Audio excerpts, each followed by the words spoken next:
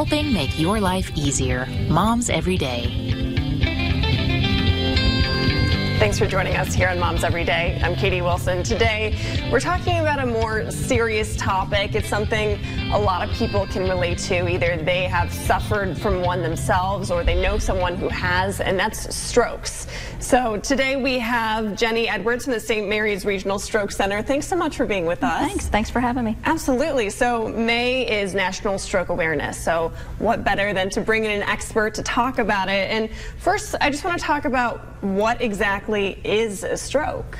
A stroke occurs when you have a sudden disruption of the blood flow to the brain. There's actually two different types. You can have an ischemic stroke where blood flow is interrupted and so it stops and it doesn't get to the brain, or you can have a hemorrhagic stroke or a bleeding type of stroke where an artery in the brain bursts open and so then you have bleeding into the brain. Okay, and we were talking during the commercial break. You said it is slightly more common in this area to get it. The southeastern United States, we're actually a little bit north of it, but there is a really high incidence of stroke and stroke-related deaths in the southeastern United States. They call it the stroke belt. But overall, there's about 795,000 new strokes every year in the United States. Wow.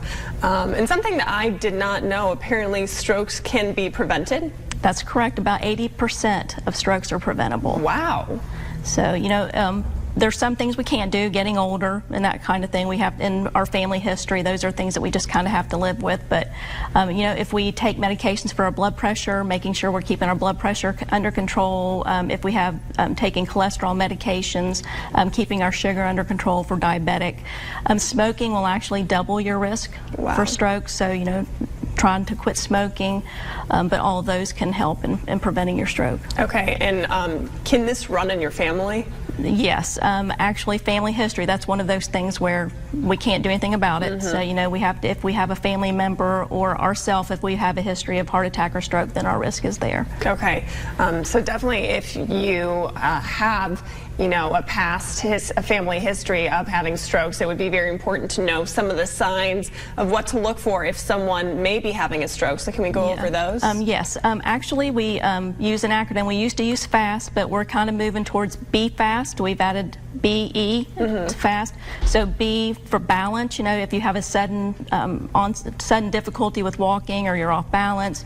For E for the eyes, a sudden loss of vision. The F stands for face. Have the person smile. Do they have a facial droop? A, arm, have them hold their arms up. Do they have an arm drift?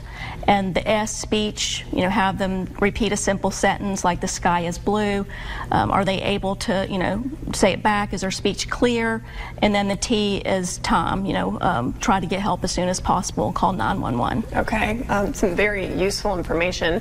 We were talking about how it's so important to call 911 instead of just trying to rush someone to the hospital. Let's talk about that. Yes, if you come in by ambulance, then they pre-notified us, and we can actually activate our stroke team before the person even arrives at the hospital. So our CT techs are clearing off the table, so we're going to take you straight to the CT scan. The doctors are ready, pharmacy is ready, the lab's ready, so we all know that they're coming in and the team can get activated. Okay. Why is it so important to sort of get the treatment process? And, let's say someone has a stroke and you get them there immediately. How helpful is that in terms of their recovery? Time is brain, and we've known that for years and years. But the sooner that we can offer the thrombolytic, the blood clotting, the medicine that kind of blocks, reduces the clot burden, the faster we can give that and the faster we can restore the circulation to the brain, then the better that person has, the chances are. And I know, obviously, strokes can set you back dramatically. We've talked about what a stroke is, but what can the aftermath of one look like? Actually, it's unfortunately, there is a big problem with disability after stroke. It's actually the most common causes of adult disability. Wow.